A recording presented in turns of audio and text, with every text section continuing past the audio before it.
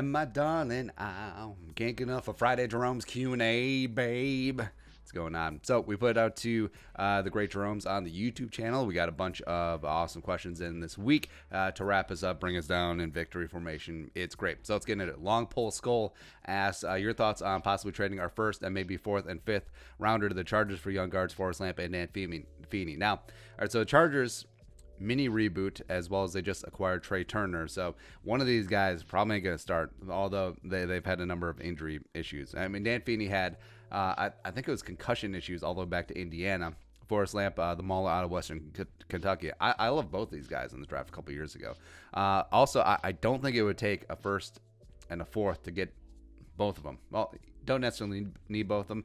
I would take a Lamp. And also, I think you can get done for probably a fourth-round pick. Like, if the Chargers really are sellers at this point, I would certainly go in that spot. Crab cakes in football. If he can get reinstated, could Martavis Bryant be that big-bodied, deep threat we've sorely been missing? Nah. Like, Martavis Bryant, like, when he was dialed in, when he was opposite of Antonio Brown, when he was actually dialed in as well. They're pretty decent, but he just isn't worth the mess. Chase Claypool from Notre Dame, get him in the mid rounds. I'd much rather go that route. The Blair Walsh Project. Your thoughts on two Fighting Irish draft prospects for next year in Ian Book and Myron Tagovailoa Amosa to be good fits in purple and gold. I don't know much about Tagovailoa number 2, but Ian Book, intriguing. I actually thought that he may have come out in this year's draft. I think he would have been in the thick of the quarterback class, but just another year inside of the bend. Could work his way up. Could be one of the first quarterbacks off the board next year. JD Mack. If the Vikings end up letting Linval Sausage Joseph go with a pair of veterans like Dontarie Poe and Maha Wilkerson, be good one. Poe for show. Potentially. Mo Wilkerson just got another DUI, and also he's been out of the league for a number of years. So, even though he's out, I think he gets suspended for the DUI.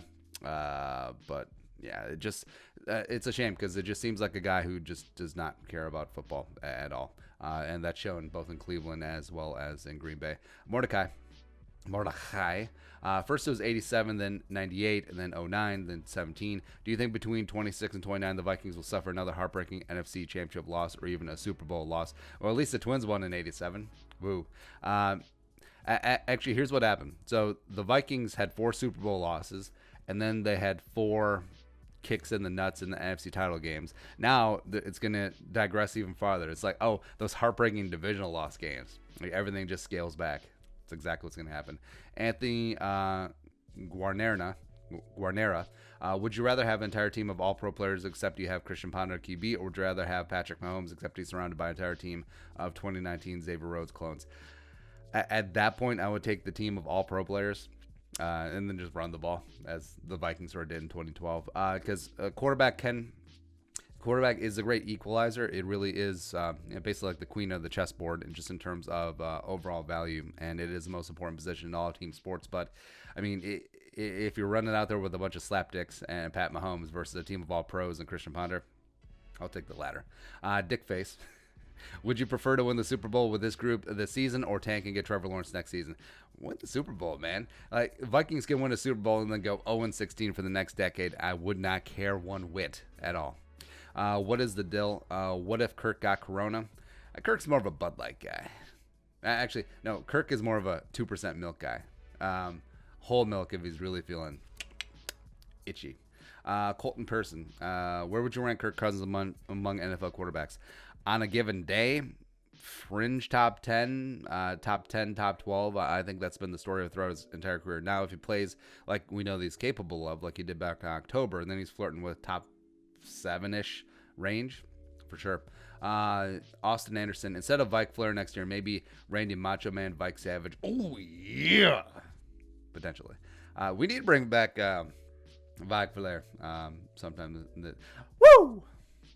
Foreign Savage A7. I live in India, but I'm a huge Minnesota Vikings fan. Do you think the NFL will ever have a game in India? Well, it does seem like they are really extending and pushing the international angles. I think there's even some talks about a game in China in a couple of years. And of course, India is a massive market, billion plus people there. But also, I mean, just trying to give each of these different cultures a taste of what the NFL slowly but surely. I mean, England. I mean, NFL is slow to catch on in England, slow to catch on in Mexico, and slow to catch on in Canada. And you think that those would be the easier markets to access. And now, big push into China for sure. Big push into India. But I know India's number one sport is still cricket, isn't it? Which, if you wanted more confusing baseball, that's cricket. Respect there. My Deshpande, after Akuda, who I think the next best corner in the draft is fairly open. I'd say C.J. Henderson. Who do you think it is? Or would you take him if they're available at 25? Yeah, you can certainly make a case for Henderson. Maybe Dancer, maybe Diggs. But yeah, I think it's Akuda, and then there's a pretty solid second tier of cornerbacks, and then it falls off pretty precipitously. Although I think this overall is a relatively deep cornerback class. I think there is certainly a hierarchy right there. And yeah, of the second tier guys, I would be perfectly fine taking one of them at 25. Still, how much do you make from YouTube? All of the monies, all of it. Ryan Marshall, why are the Vikings more loyal to the players on the team than they are to the fan base? Meaning, why do we keep players around longer than they should and not trade them away while they still have value? I don't know. Like, loyalty cuts both ways. Loyalty from the players that they want to stay together. They have the nucleus. That's why you see guys take a below market. That's why you see guys sign extensions a year early. But also, I mean, you look at players maybe that they rode past their shelf life. I'm trying to think. Greenway for sure. Not Jared Allen. I mean, Jared still had a little bit something after his contract expired. Linval, maybe if they bring him back at full freight, I could see that. Let's see what else. Well, apparently they let Adrian go a year early, or a year or two early. It is what it is. I'm trying to think of other guys that they stuck around for. I mean, guys who just got bad, like Xavier, but also his contract precluded them last year from really moving on. But, you know. Another one from Maya. Marvin Jones and Eric Weddle came to my school today. I asked Marvin if he would rather go against Xavier Rhodes or a sack of bricks, and he made the fair point. They scored 4 touchdowns on Xavier Corpse. Which of the two would you choose as a receiver? Which of the two would you choose as a receiver? Marvin Jones? Sure. I don't really get the question, but yeah, Marvin makes a pretty sanguine point there. MIT 03. How would you feel if Kirk got another huge contract with the Vikings? There it is right there. Well, I'm a little apprehensive just because he is 3 years older and just because the numbers, even though relative to what the caps are going to be, it's going to be a similar percentage. But you do have precedent that his last contract was only guaranteed. That's going to be a starting point there. But, I mean, would you be comfortable giving Kirk Cousins 3 years, $120 million, $40 million a year fully guaranteed? That's rough. I mean, barring a straight-up trip to the Super Bowl, ideally winning a Super Bowl. If Vikings win the Super Bowl, Kirk Cousins, pay him whatever. I don't really care. But going down this road again with older Kirk Cousins, knowing what you have, I would say no. But it's sort of like Andy Dalton on steroids. Not saying that Andy Dalton's on the Peds, otherwise he'd probably be better. But the Bengals stuck with Andy Dalton for so long because they're afraid that they couldn't do better. I think the Vikings. Now I'm not in that camp. I say just keep swinging at draft quarterbacks until you find one. But I think the Vikings may be in that spot, especially if Spielman sticks around past next year. MIT 2003. What do you think the 2020 record is going to be? 9-7 wild card, bounced out, everyone gets fired. Connor Keck. Are you more concerned about a quarterback than Harris? Are you going to be disappointed if we take a lineman first round and wait till the third or fourth round for a corner? No, not necessarily, because if they retain Mac Alexander or Trey Waynes, whichever ones they want to do, then you do have Mike Hughes, who's a former first-round pick. You do have Holton Hill, who's shown some skill. You do have Chris Boyd. You have Mark Fields. You do have Nate Maeders, I guess. So even though quarterback was one of the worst spots on the Vikings, I mean, it is sort of an addition by subtraction spot where if you let a couple of the big contract guys go, if you let Xavier Rhodes go as well, I mean, could be okay. Landon Miller, can you give us a tour? Yeah, we'll do a full-on tour at some point. The room's kind of messy right now. Trade Kirk and tank for Fields Fields of Lawrence. Sure. No one's going to trade him. No one's going to take on that contract, and also he has a no-trade clause. Marcus Hudgens. Have you heard anything about Nebraska cornerback Lamar Jackson? Last I checked, he was projected late rounds, but he's a big body guy. I think he could be turned into something nasty by Zim. If it doesn't work out cornerback, maybe with safety. Let me know what you think. Yeah, intriguing day 3 guy. He sort of reminds me of like Brandon Browner, just in terms of the big-bodied cornerback guy. I think he could transition to a strong safety, like you're talking, possibly in the Jeromes Curse type role. I don't think Jeromes Curse is gonna be back, but yeah, if the Vikings go quarterback early and then circle around, grab Jackson, we're on the 4th round picks. I wouldn't mind that at all. Bryce Ketterling, way too early prediction for the Vikings 2020 record. 9-7, bounced in the wild card. Everyone's fired. Respected Skull. The Vikings have the option of getting Fromm in round 3. Do we take him to compete with Kirk? I'm down with taking a quarterback of the future, but also I don't like Jake Fromm. I just really don't. There's a lot of Christian Ponder vibes from Jake Fromm, where not the strongest arm in the world, even though, like we've talked about, like arm strength is not the be-all, end-all, but you have to have accuracy. Fromm has that to a degree, but I just don't like his decision-making. I don't think he's the leader of men. I think he's the complete opposite of Teddy Bridger, because Teddy certainly didn't have the arm strength, had the accuracy, had the charisma, had the leadership, had all the other tangibles and soft skills that you want in a quarterback. I don't think Fromm has that at all. So even though I'd be down to clown with the QB in round 3, I don't want it to be Fromm. David Bryant.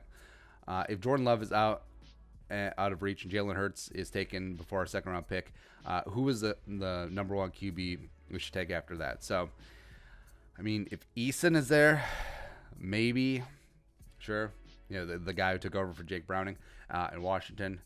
But then it's sort of a big fallout for me. I know people like Cole McDonald. I'm warming up to him. I think Anthony Gordon's intriguing at Washington State. I really like. So Mason Fine from North Texas, he's growing on me. Obviously, he's not going to check the boxes in terms of measurables that all the NFL decision makers are going to like. But 6th round, 7th round area, sure. Also, Huntley from Utah. I just like his game. The more I scratch that kid's lotto ticket, the more I would be on board with him in the late round. So I think, as of right now, like if the Vikings miss out on Love and Hurts, I'm okay with them taking a little bit of a drop off and then waiting for the 6th round and later for take a pull on the quarterback.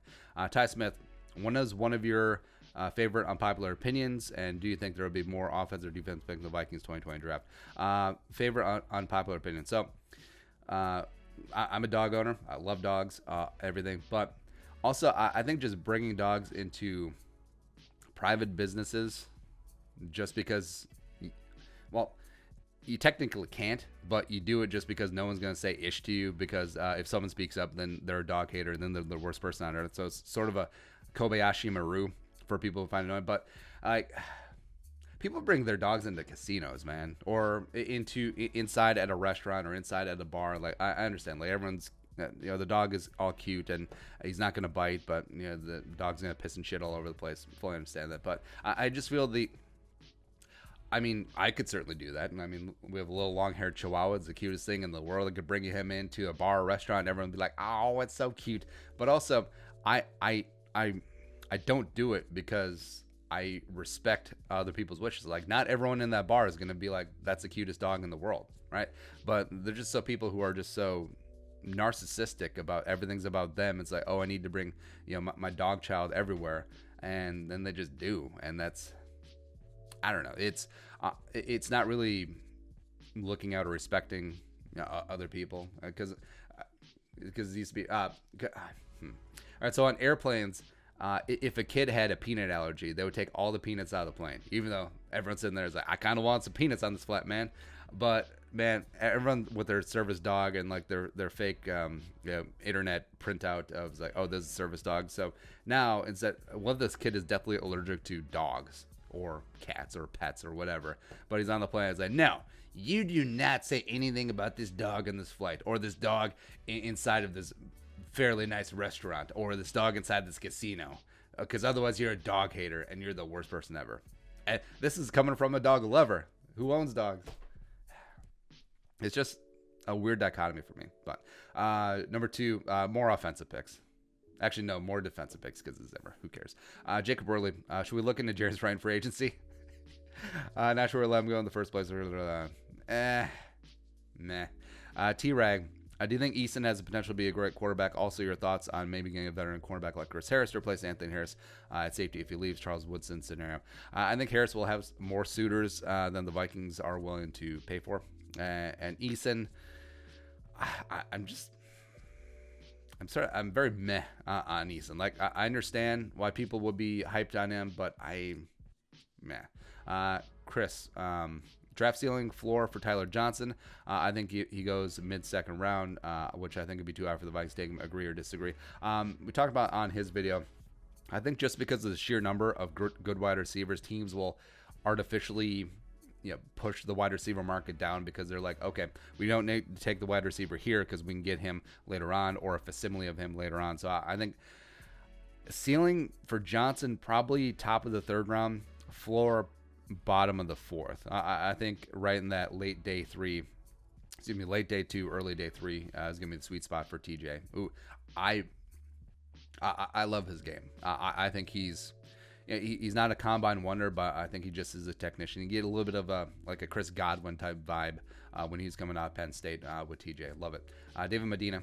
You walk into the casino with $500, but you were leaving with $5,000. Would you rather be lucky all night or win all at once? Blah, blah, blah, blah, blah, blah. Taxes aren't a factor. I'd rather just win it all at once and just bounce. Then the rest of the time is yours and just go out and win the day. Miles Pearson, Vision, Taysom Hill with David Morgan, Irv Smith, Kyle Rudolph at all the field with the Vikings always comes a rushing attack similar to the Ravens. So let's just run the Delaware wing tee.